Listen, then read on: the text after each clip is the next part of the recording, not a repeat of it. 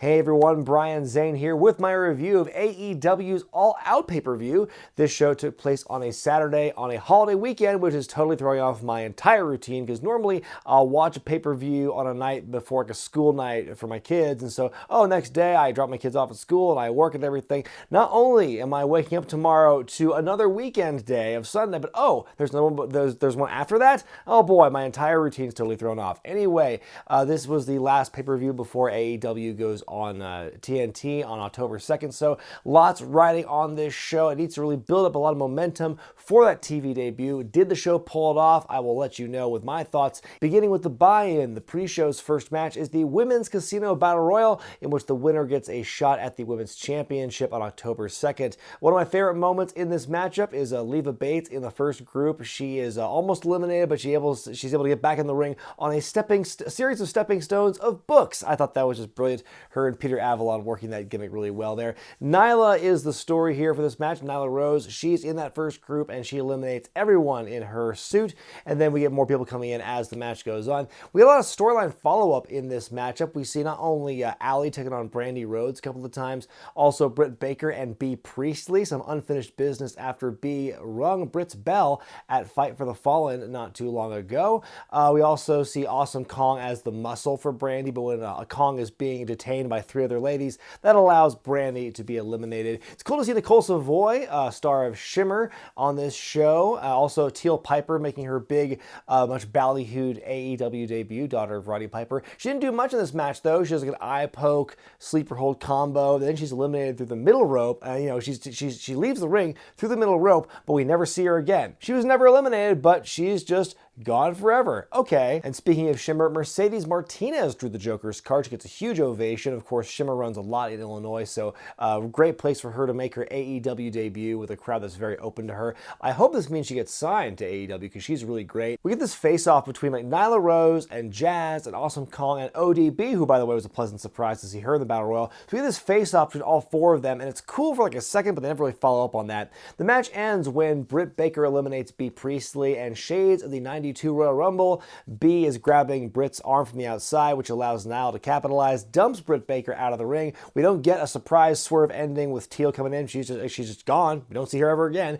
And Nyla Rose, who is from the beginning, goes to the end and wins the whole shebang. Okay, time now to finally address my 4-star rating scale. I know a lot of people have been complaining about that over the last couple of years. I've been using it.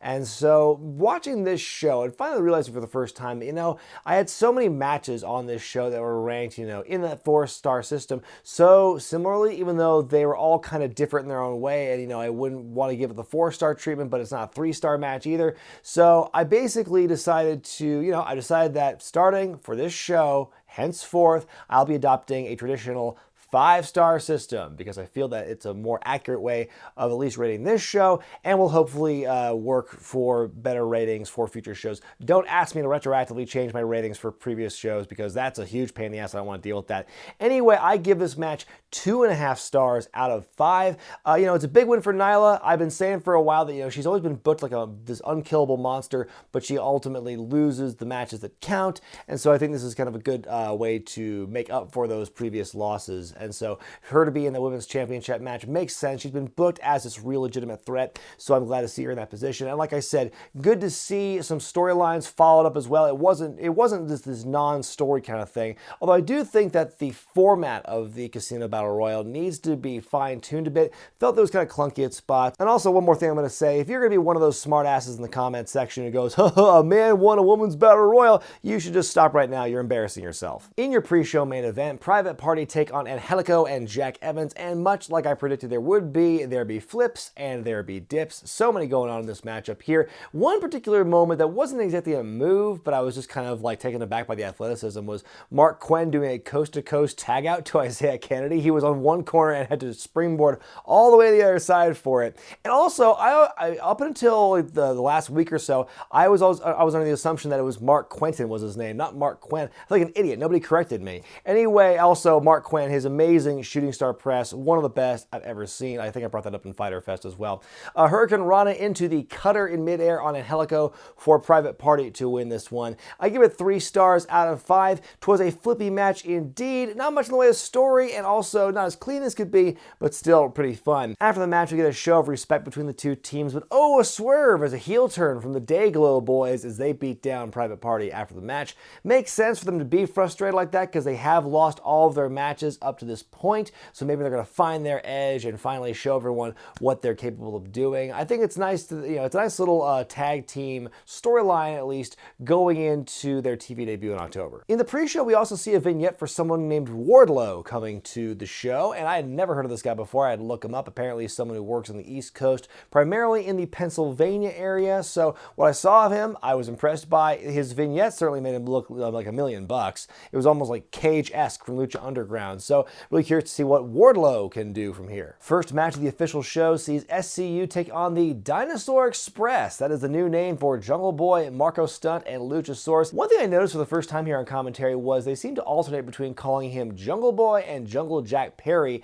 throughout the entire match. Have they been doing this for a while and I've just missed it until now, or is this a new thing as of tonight? Anyway, both teams get a lot of stuff in. Of course, the Dinosaur Express get to do their high-flying stuff, especially Marco and Jungle Boy, and SCU get a lot of time to shine as well. Luchasaurus with a ridiculous hot tag sequence. Speaking of, I mentioned like a couple weeks ago on Who Wore It Better when Braun hit 100% on his quick time event. Luchasaurus just blew that out of the water. He was amazing in this thing here. SCU's comeback that was equally impressive. They eliminate Luchasaurus, and then we get the best Meltzer ever, which is Daniels doing the BME onto Marco and Jungle Boy, who Kaz held both of them up in a tombstone situation. He had 2 guys up in a tombstone position. That was absolutely insane. I give this one 3.5 stars after SCU win here. I think that the rating was elevated on the basis of that badass hot tag by Luchasaurus alone. And one thing I thought was cool about this was JR was just over the moon on commentary about the Dinosaur Express. I hate calling them that, but that's just what they are now, apparently. That's the new reality.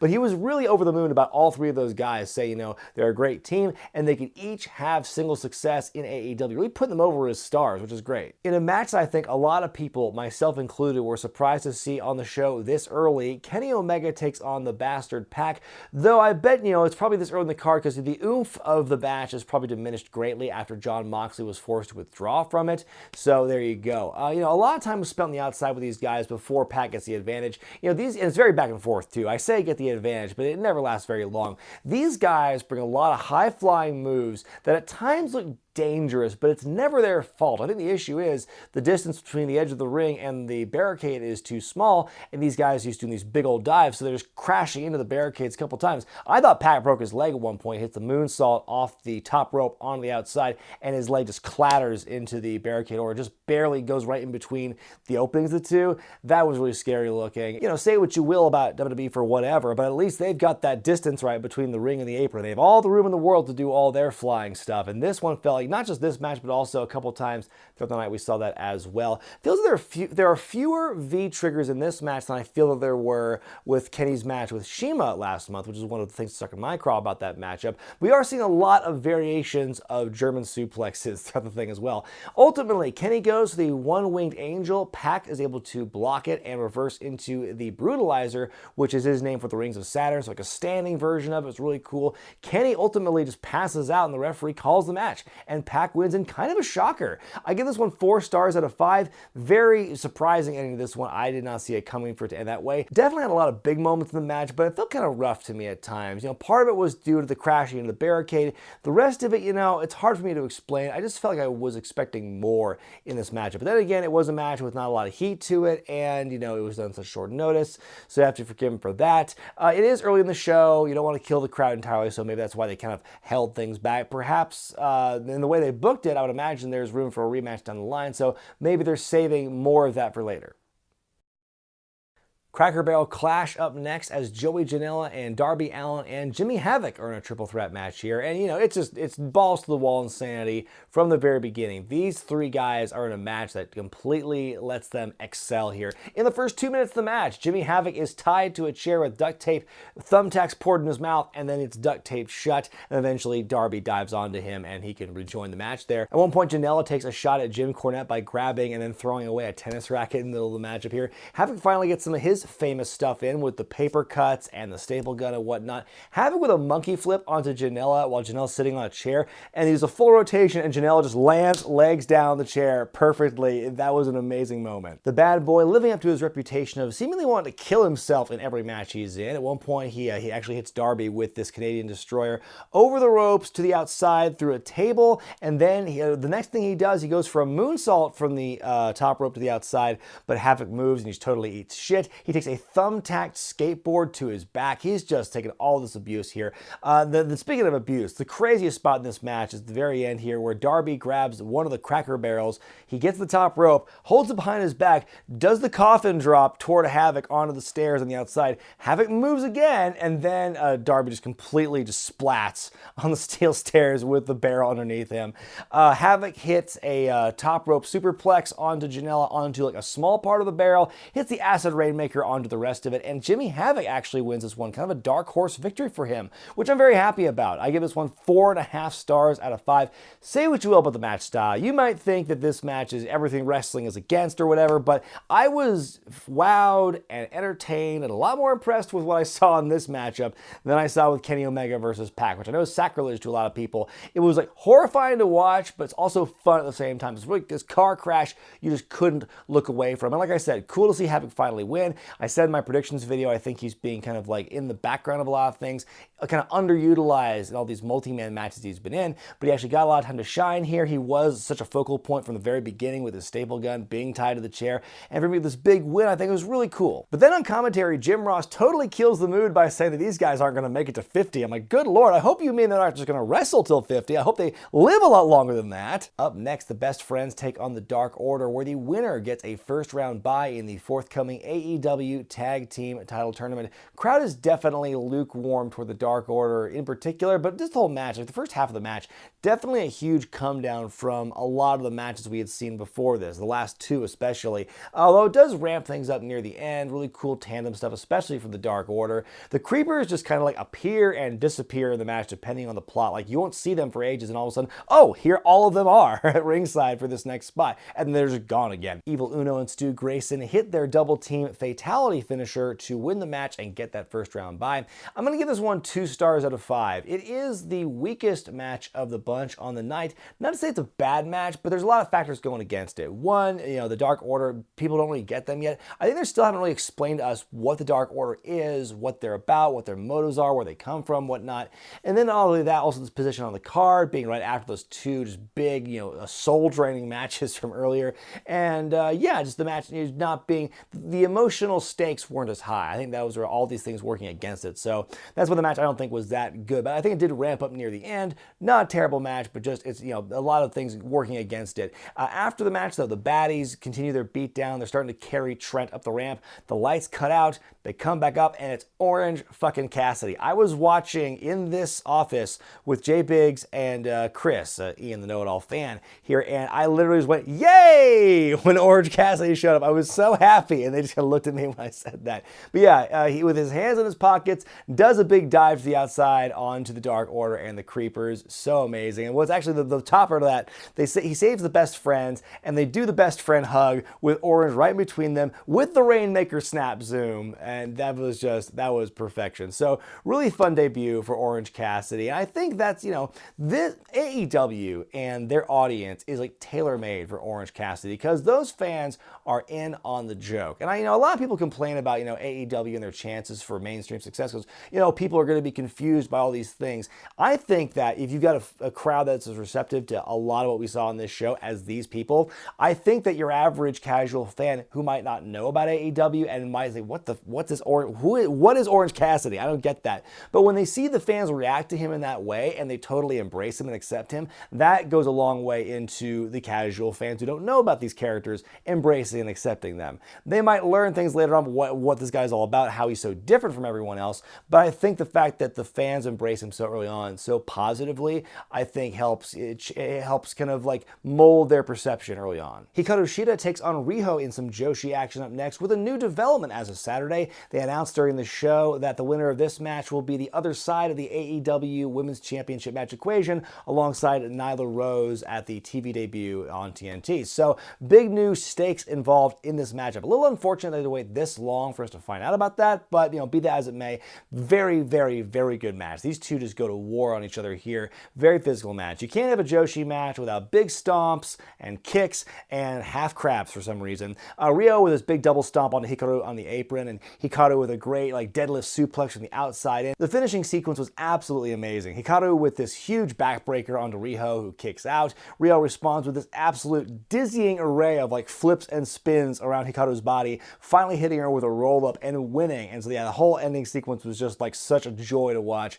I give it 4.5 stars. Amazing match. I loved the work here. And just in general, I don't know if I've mentioned this before or gushed about it as much, but I do love the fact that AEW is planting their flag, showing Joshi stuff. That is their unique marketing thing. That's the thing to say, hey, this separates us from everybody else. This is why you need to watch it. Very similar to when WCW had the cruiserweights. I know I'm not the first person to make that comparison, but that's basically how it is. They are showing what the Joshi style is all about, which, WWF didn't really do except for, the mid-90s when Alundra Blaze was also part of that, and so she brought all her friends from Japan with her. So now that match for the Women's Championship on October 2nd is going to be Nyla Rose versus Riho, which is a completely outlandish match on paper. It's a true David versus Goliath situation. They made frequent mention of Riho's weight of 98 pounds during this matchup, so it's definitely the size disparity is absolutely ridiculous. But building up from their work that we saw in the 6-woman tag at Fighter Fest a couple of months ago, I think that's going to help build to what they have here. And, we've seen, the big Joshi, the monsters like Awesome Kong, for example, taking on much smaller women before. So this is not a new concept, obviously, but I think it's going to be really interesting to see what story they tell, because they can both, Riho's very strong and tough, and Nyla is just she's insanely athletic for her size. And so we're going to see some really interesting stuff in that match. I'm actually very excited for it. Are you ready for some overbooked madness as Cody takes on Shawn Spears with Tully Blanchard in his corner as his advisor? Tale of two entrances here, both great entrances by these guys. Shawn's is great with the music, the lighting, the cloak, Tully pulling it back to reveal the eyes, the white eyes that Shawn Spears has here, and then only to be trumped by Cody with his Deep Space Nine themed entrance as you've got Brandy dressed like 7 of 9, you've got DDP and MJF as part of the posse, and Pharaoh's there too. Unfortunately, Cody's pyro makes Pharaoh absolutely freaked the fuck out. I felt so bad for that poor doggo on stage. You could tell he wanted nothing to do with the rest of that intro for the rest of the time. But I will say, really cool to have the Deep Space Nine references for his entrance. I personally am not a Trekkie, but I do have friends who are fans, especially of Deep Space Nine, and so they'd be very, very happy to see that entrance there. Right off the bat, Cody dives onto Shawn to the outside, decks Tully in the mush. They brawl the outside in the crowd area. The match has not started for several minutes. Finally get back in the ring, and the match is official. My favorite Hebner moment in this match, though, is at one point Shawn's got a weight belt. He's going to hit Cody with it, and Earl makes him get rid of it. So as Earl is carefully, very deliberately, and slowly putting the belt, folding it up, and giving it to someone outside the ring, Tully slyly hands Shawn his own belt. And so he's whipping Cody with the belt, and Earl looks around and sees the belt in his hand, does absolutely nothing to stop him. Cody's basically hulking up from the belt shots. At one point, Shawn hits him right either in the shoulder or the head or something, and Cody just no-sells it. Big Yakuza kick right to the chest. Hits a springboard RKO for good measure, does Cody. A Death Valley driver by Shawn on the steel ramp sees Cody knocked out, but he barely escapes getting counted out at the count of 10. MJF's right in his face as a second yelling, "Don't you fail! Don't you fail!" Cody hits the crossroads, Tully Blanchard on the apron again to cause the distraction. MJF on the opposite end. Tully's already ready and tapes his fists. So we see a face-off that I never thought I would see or tell the tale of, as Tully Blanchard's facing off with Maxwell Jacob Friedman. They start choking each other, and ultimately Shawn hits MJF with a bathical, as they said on commentary, which is great. Out comes Arn Anderson, the enforcer. He'll make things right. He hits Shawn with a big old double-A spine buster while all the chaos is on the outside. Tully is in total shock. He doesn't know what's going on. He follows follows Arn up the ramp, but for some reason not down the same tunnel. He doesn't want to confront Arn about it. He says, I'm just going to go away now, even though I'm supposed to be at ringside. Cody has the chair in the ring, and he's getting ready to threaten Shawn to hit it, but he doesn't do it. Ultimately, he throws the chair at Shawn, who catches it. Assisted disaster kick, crossroads. Cody with the emphatic victory here. I give the match 4 stars out of 5. I had to ding a little bit because of the involvement of Earl Hebner. I think of all the things in this matchup, of which there was a lot of things, his was the least important and the least necessary in the grand scheme of things. Because that being said, I think it was a really well done match. It really had it all. You had, this well executed grudge match that went all over the place. Like I said, kind of overbooked, but that's the Rhodes family way, as it seems. Cool to see Arn Anderson out there. After the match, you see a lot of teasing by MJF where he might be turning on Cody, but he ultimately doesn't. They celebrate together and all rah-rah and all that stuff. That to me is the most fascinating relationship in all of AEW, is the one that MJF and Cody have. Because MJF acts around Cody like he does to no one else. He's completely the cocky prick MJF around everyone else except Cody. And we kind of know why, but it's when that inevitably happens, I'm really curious to see how it all comes out in the end. In your semi-main event, the AAA Tag Team titles are on the line in a ladder match as the Lucha Brothers defend against the Young Bucks. First few minutes of this matchup, all I could think was this little ditty I made up in my head, Young Bucks doing Young Bucks things, doing the things that Young Bucks do. At one point, neither Nick nor Phoenix are in any hurry to save their own brothers, as we have this moment where we got 2 guys on the apron, 2 guys in the ring, and they're you gonna do it? You gonna do it? And they run at their respective opponents through the tables on the outside. We see that again later on in this match, by the way. Matt with endless Northern Light suplexes into a ladder. Lucha Bros bring out what Jay Biggs called the Jeff Hardy ladder, the super tall one made for extra stunts. And at one point, Nick is bumped off the ladder, but lands on the ropes and flips onto Pentagon on the outside. And of course, Pentagon and Phoenix have their own crazy spots. At one point, Phoenix hits a destroyer through the ladder into the inside, and then Pentagon with a Canadian destroyer off the top of the ladder through a table. My God, these guys are absolutely insane. We get a Mexican standoff. There's this one weird thing again where you've got guys who don't want to save their brothers. They just don't care. All they care about is the objective at hand. They dive to the outside off the top of the ladders onto the outside through tables. Nick, at one point though, Nick falls off a ladder and onto the outside through tables, but his head clips one of the tables and it doesn't break, and it looked so damn scary. Thought he was dead, legit. And then a minute later, Matt unmasks Pentagon in the ring, and then Pentagon shoves Matt off the ladder, and then he eats shit in a really scary way as well. The Lucha Bros have all day to grab the belts, and why shouldn't they? Like I said, Matt and Nick are practically down the outside of the ring. Lucha Bros grab the belts, retain the tag team championships, and this is history in the making, folks. This is the first official 5-star match in Wrestling with Regret review history. This was an absolute spectacle of a match. Got a little excessive at times. Like I said, 1 or 2 too many Canadian destroyers for my liking, and also just the endless table usage here in this thing.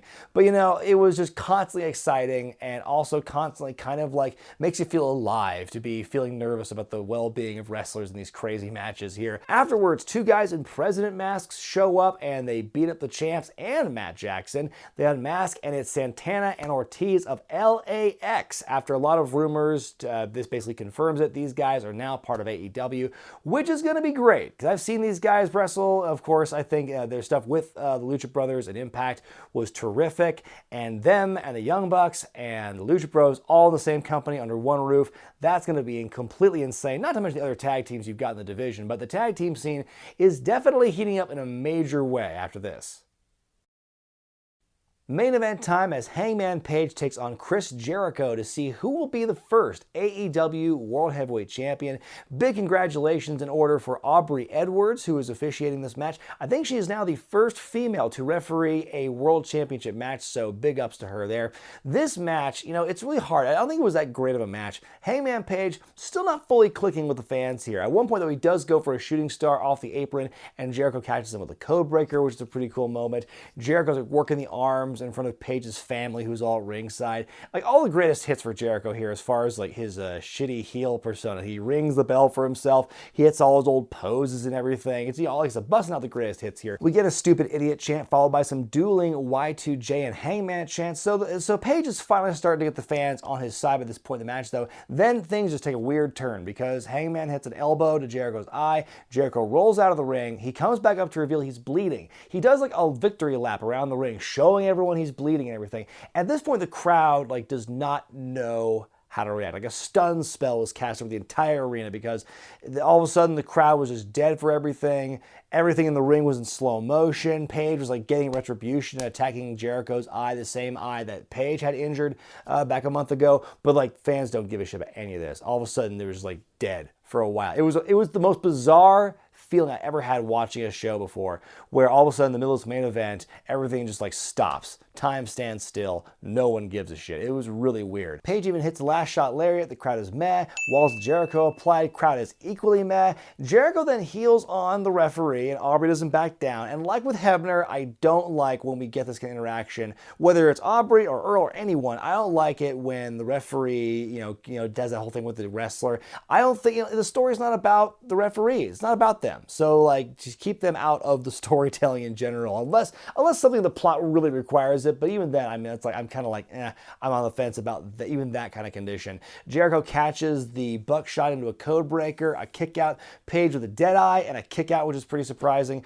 Paige with another buckshot, goes for another dead eye, but Jericho counters it, hits the Judas effect to win the match. And Chris Jericho is the first ever world champion for AEW, so history is made in a big way in the Chicago area. I give this one 3 stars out of 5. You know, like I said, I think it was an okay match for a while, but there's a weird down point in the middle of it where I think everyone was asleep for some reason. It just kind of took me out of the whole match, really killed the entire vibe of the main event. You know, not like I said, not a terrible match, but one part that was really kind of like, what the hell happened? So we're all going to swim in pea soup for a bit. It just feels like we're all kind of in a dream. So then Jericho celebrates on stage with the championship. We fade to black. Show's over. No big shock ending, no reveals, no debuts. CM Punk does not show up like I thought he might show up. But I'm not going to hold that against them because that's, you know, they never said he was going to show up. So I built up in my own head and, you know, there you go. The way Jericho got out of the finisher and hit his own finisher and everything, that was a really cool bright spot of the match. But yeah, that was how the show ends. The heel Chris Jericho, the bombastic, egotistical maniac Chris Jericho is the first ever AEW champion, and you know what? Not a bad way to end the show. My final grade for AEW's All Out is an A- grade. There are a couple of nitpicks I have with this show, like I said, that weird-ass lull in the main event, and just in general, I'm kind of, you know, getting tired of these long-ass shows. I know that like WWE and New Japan has set the standard for very long pay-per-views now, and that's just kind of the reality we live in, but I wish that AEW would try and say, you know what, how about we just have a nice 4-hour show from beginning to end if you include the pre-show? Like, it's a full 5 hours, and, you know, that's just a lot of time. But besides that, though, a lot of great in-ring action from top to bottom. You know, the Cracker Barrel Clash was great. Orange Cassidy showing up just made my day. I was just grinning from ear to ear when he showed up and did his thing. The Joshi match was excellent. Cody versus Shawn, the ladder match, Kenny Omega versus Pac was great too. Just like all that stuff was really awesome. And like I said, that tag team match with Dark Order and Best Friends, it was probably the weakest match, but it wasn't a bad match. It was just the one where I think it was, again, the circumstances of where it was. But yeah, a really great pay-per-view overall. One of my favorites of the year. It checked a lot of boxes for me. I think this show was great because it had it all. You had your comedy, you had your dramatic storytelling, you had your blood, you had your hardcore, you had your high flying. I probably said that already, but you have a lot of different things going on in this show. You really get something for everybody. When you have that balance, I think that makes it an amazing show overall. And so with that in mind, with everything kind of as it is right now, I think that AEW's got a lot of good momentum. I think they've recovered a lot from kind of like the downward trajectory from like Double or Nothing to Fyter Fest, Fight for the Fallen. Then I think a lot of people were questioning after that third show how it was going to go. But I think they recovered in a big way with All Out. I think with TV on the horizon on October 2nd, they've got a lot of seeds planted to make things very interesting for those first few weeks of programming, to be sure. But let me know what you thought about All Out in the comment section below and give it a letter grade by going to the iCard in the corner of your screen. I'm Brian Zane, and I'll see you next time.